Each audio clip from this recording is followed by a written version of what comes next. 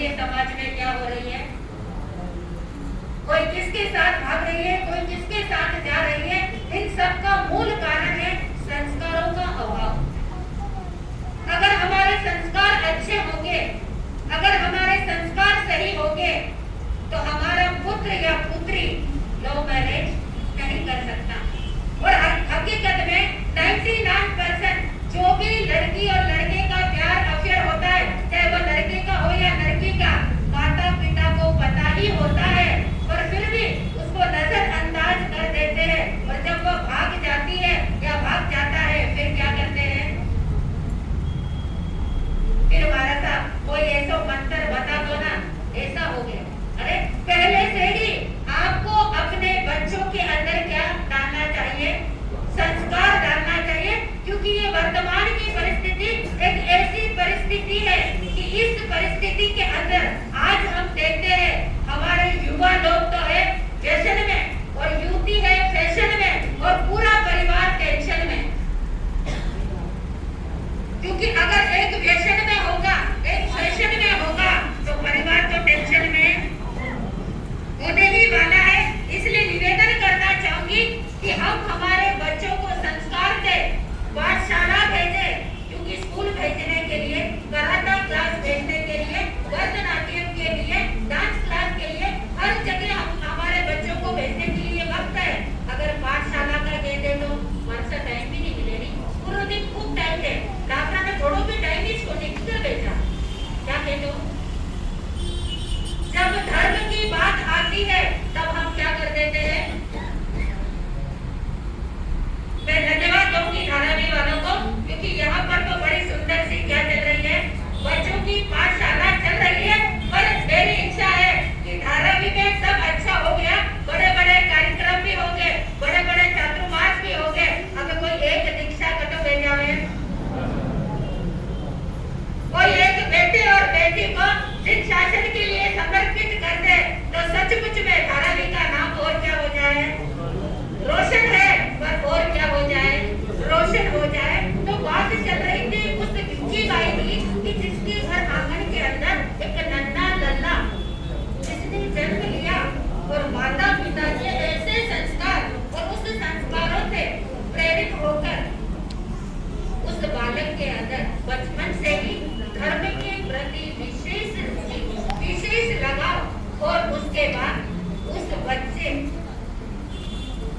सदगुरु के दर्शन, समय समय पर धार्मिक गतिविधियां, और एक बार गुरुदेव जैन दिवाकर जोतवल जी महाराज के पास जब उस बालक को ले जाया गया, गुरुदेव ने कहा कि ऐसा बालक है, अगर ये दीक्षित हो जाएगा तो आने वाले समय के अंदर श्रमण संघ का और जिन शासन का नाम क्या करेगा, ये रोशन करेगा। माता पिता ने कहा गुरुदेव, अगर आपकी ऐसी इच्छा है, आप तो त्रिकालदर्शी है, आपकी वाणी तहत वचन है, मैं इस बालक को जिन शासन के लिए क्या कर देता हूँ, धारावी वालों में भी अगर आपने कह दो कि आपकी बेटी या बेटा ने मैंने दे दो तो क्या करो, महाराज हमारे क्या करो,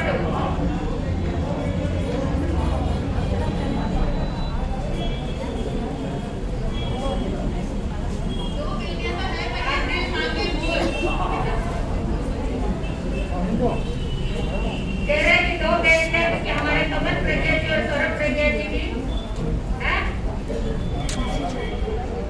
आगे अरे बोल तो दो, हाँ तुरंत महाराज वो तो हो चुकी है, पर अब कोई नई बेटियां, क्योंकि वैसे इनका जन्म खार का है, धारावी जरूर इनका परिवार का व्यवहार वैसा ही था और है, परंतु इनकी गर्भबुद्धि तो क्या है, हार है। अब धारावी उठे कोई एक देवो तो मैं मान जाऊं कि हाँ धारावी वालों ने मन क्या कर दिया, बड़ा कर दिया। तो उस बालक को ऐसे संस्कार दिए, गुरुदेव के वचन को धारण करके उस बालक ने दीक्षा ले ली, और दीक्षा लेने के बाद उनका नाम रख दिया मूलचंद जी महाराज। धीरे धीरे जब संयम के शाकीर्ण मार्ग में उन्होंने कदम रखा, क्योंकि दीक्षा लेना, संयम लेना, चरित्र लेना ये कोई आसान काम नहीं है। मूंग के दांत से लोहे के चने चबाना, क्योंकि ये दीक्षा का पद कहता है कि दीक्षा का पथ असिधारा है, फिरने की राही चल पाते हैं। दीक्षा का पथ असिधारा है, फिरने की राही चल पाते हैं। झंझा का झोंका खाकर बिरले दीपक जल पाते हैं। तो ऐसा बिरले दीपक जिसने अथाह संसार को छोड़ दिया, जिसको माँ की ममता न रोक सकी, पिता का प्यार न रोक सका, और वे संयम के संकीर्ण मार्ग पर बढ़ गए, गुरु चरणों में समर्पित हो गए। दीक्षा लेने के बाद, चरित्र लेने के बाद उन्होंने क्या किया? भक्त बनाने शुरू कर दिए, पंचायती शुरू कर दी। सबसे पहले उन्होंने ज्ञान ध्यान के अंदर अपने मन को रमाया। पूरे 32 आगम का जिनका गहन अध्ययन था, आधी रात को जाकर अगर कोई व्यक्ति उनसे प्रश्न पूछ ले, उसका समाधान उसे मिल जाता था। आगे चलकर उन्हें उपाध्याय बनाया गया। सचमुच में एक नहीं अनेक, और उनको समय के सजग प्रहरी की एक पदवी दी गई। कहते हैं वे टाइम के बड़े पंचूल थे। प्रवचन का समय आपने 9 से 10 दिया तो बराबर 10 बजे मंगलवार दे देते थे। 1 मिनट भी आगे पीछे नहीं करते थे। सचमुच में जिनका जीवन बड़ा विराट और विशाल व्यक्तित्व के वे धनी थे। जीवन के अंदर बड़ी सरलता थी, सहजता थी। अनेक आगमों का ज्ञान के साथ अनेक भाषाओं का जिनको ज्ञान था, और समदली, क्योंकि यहाँ पर समदली वाले बहुत भाई बहन हैं, और समदली राजस्थान के अंदर जिन्होंने क्या ले ली थी दीक्षा लेकर, सचमुच में उन्होंने अपने जीवन को धन्य कर दिया। और कहते हैं इस पूरे श्रमण संघ के अंदर 1200 साधु साध्वी के अंदर सबसे वरिष्ठ जिनकी दीक्षा पर्याय और सबसे सुंदर और महंगी बात उनके जीवन के लिए यह है कि उनके जीवन के 100 साल पूरे हुए 2021 में, और उसी दिन उन्होंने क्या किया थी? जागृत अवस्था में, बेहोशी में नहीं, सचेतन अवस्था में उन्होंने स्वमुख से संस्कारा किया। जब थोड़े अस्वस्थ हुए, कोटा वालों ने कहा कि गुरुदेव आप क्या कर लीजिए, हॉस्पिटल में एडमिट हो जाइए, साफ इनकार कर दिया। मुझे कोई टंटा नहीं लगाना, मुझे कोई दोष नहीं लगाना, मैं हॉस्पिटल में नहीं जाऊंगा। तब वहीं पर थोड़ा बहुत उपचार किया गया, और बाद में उन्होंने कह दिया मुझे कुछ नहीं चाहिए, अब मेरा समय आ गया है, मैं सुबह 5:30 बजे क्या कर जाऊंगा? विहार कर जाऊंगा। और सचमुच में उन्होंने जो संसारा लिया, संसारा लेने के बाद 100 साल की उम्र, उस दिन जिनका संसारा लिया और इतने होश आवाज में संतों को खमत खामना किए, एकादश उपवास के प्रत्याचार लिए, और सचमुच में बड़ी सजगता के साथ उनकी एक ये इच्छा थी कि जहाँ पर मेरे आराध्य गुरुदेव जैन दिवाकर चौथमल जी महाराज, जिनका निर्वाण भी कहाँ पर हुआ? कोटा में हुआ। बस उसी निर्वाण भूमि पर मुझे भी निर्वाण को क्या करना है? प्राप्त करना है। और सचमुच में उन्होंने उस बात को साबित करके, सिद्ध करके दिखाया, और वहाँ पर उनका संसारा पूरा हुआ, और वे इस असार संसार को छोड़कर उस मुक्ति के मार्ग में सिद्धा सिद्धि ममन्नी संतों की अवस्था को क्या हो गए? प्राप्त हो गए। अब उनका जीवन एक विशाल वट वृक्ष की तरह है, क्योंकि महापुरुषों के गुण इतने होते हैं कि मैं इधर से शुरू करूं या इधर से शुरू करूं, ये बोलूं या वो बोलूं, क्योंकि उनके गुण असीम है और हमारे शब्द सजीव है। असीम शब्दों को क्या नहीं किया जा सकता, सजीव सीमा में बांधा नहीं जा सकता। ऐसे विराट व्यक्तित्व के धनी, जिनके जीवन के अंदर सचमुच में ऐसी एक दिव्यता और भव्यता थी। उनकी साधना तो इतनी कठोर थी कि कोई भी व्यक्ति उनके सामने आता, मात्र उसका चेहरा देखकर पूरा उसका भविष्य वे क्या कर देते थे? बता देते थे। आपको कहने की भी जरूरत नहीं पड़ती थी। सिर्फ भक्तों की टोली हर समय उनके समीप दिखती थी। वे कुछ ज्यादा बोलते नहीं थे, क्योंकि हमने सम्मेलन 2015 का हुआ, बहुत सारे लोग उसके साक्षी है। सम्मेलन में देखा इतने 510 साधु साध्वी थे, छोटे से छोटा साधु साध्वी भी बोल रहा था। परंतु धन्य है उस गुरुदेव को, जब मीटिंग चलती थी 500 साधु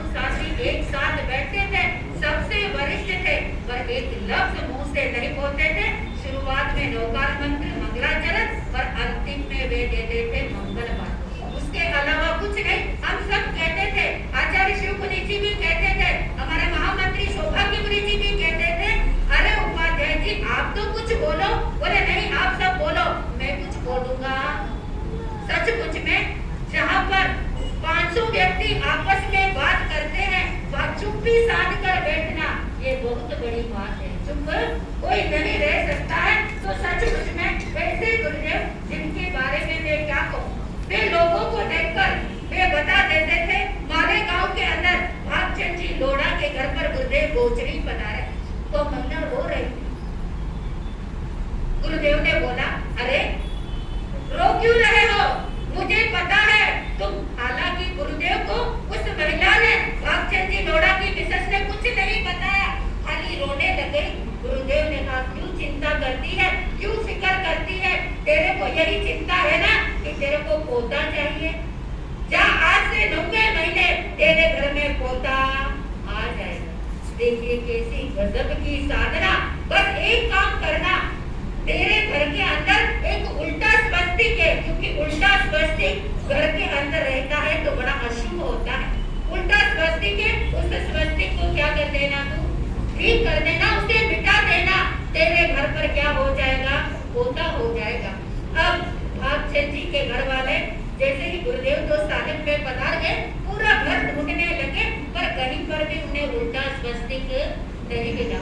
उन्हें गुरुदेव के पास गए, गुरुदेव से बोला, गुरुदेव आपने कहा था उल्टा स्वस्तिक, पर मेरे पूरे घर में कहीं पर भी उल्टा स्वस्तिक नहीं है।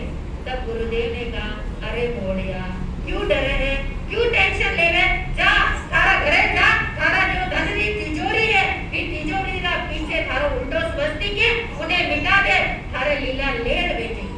और हकीकत में जब गए भागचंद जी और तिजोरी 4, 5, 10 लोगों को बुलाया, दुकान वालों को, तिजोरी बड़ी भारी थी, उसको वो सीधा किया, देखे तो उल्टा स्वस्तिक उस पर था और सीधा किया और 9वें महीने घर में क्या आ गया थी, पोता आ गया। तो सचमुच में ऐसी जिंदगी साधना थी, चाहे वे ज्येष्ठ गुरु कह दो, चाहे पुष्कर मुनि महाराज कह दो, चाहे अंबालाल जी महाराज कह दो, चाहे जय दिवाकर चोटमल जी महाराज कह दो, या खादी वाले गणेश लाल जी महाराज कह दो, ऐसे ऐसे संत हमारे इस जिन शासन में हुए हैं, हमारे श्रवण संघ के अंदर हुए हैं, कि मात्र जिनका एक आशीर्वाद, क्योंकि संतों का आशीर्वाद कहाँ से मिलता है, 3 जगह से क्या बहती है, ऊर्जा बहती है। एक उनकी आंखों से एक नजर पड़ जाए, एक हाथ का आशीर्वाद मिल जाए, और एक उनके अंगूठे के स्पर्श से जो ऊर्जा मिल जाए, तो व्यक्ति क्या हो जाता है, नवनिहाल हो जाता है। तो ऐसे उपाध्याय प्रवर पूज्य गुरुदेव श्री मूलचंद जी महाराज साहब की इस दीक्षा जयंती के पावन प्रसंग पर उनके चरणों में यही भक्ति भावना के सुमन अर्पित करेंगे कि हे गुरुदेव, आप जहाँ पर भी हो, आप अपने चरम लक्ष्य को प्राप्त करें, क्योंकि कहते हैं ना, महापुरुषों का जीवन इतना विराट और विशाल होता है। कहते हैं कि रेत के कणों को गिना नहीं जाता है और हिमालय की ऊंचाई को नापा नहीं जा सकता है, समुद्र के जल को तोला नहीं जा सकता है, वैसे ही गुरुओं के गुण को क्या नहीं किया जा सकता है, क्योंकि गुरुदेव के गुण कैसे होते हैं, अनेक होते हैं। अगर हम पूरे 7 समुद्र की शाही बना दे और पूरा धरती का कागज भी बना दे, तो भी गुरु गुण की महिमा, ये 7 समुद्र की मस्ती करो, लेखनी करो वंदना, तो भी गुरुओं के गुण क्या नहीं हो सकते, लिखे नहीं जा सकते। तो ऐसे गुरुदेव के चरणों में अनंत अनंत वंदना करते हुए यही कहना चाहूंगी, क्योंकि हमारी ये भारत की भूमि किसके ऊपर टिकी हुई है जी, किसके ऊपर, कि अगर ये सत्य संयम का हृदय में बीज ना बोते, अगर ये सत्य संयम का हृदय में बीज ना बोते, तभी संसार सागर में खाते रहे गोते, न पावन आत्मा होती न जीवित मंत्र ये होते, न पावन आत्मा होती न जीवित मंत्र ये होते, कभी का देश मिट जाता अगर ये संत ना होते। काश संत न होते तो हम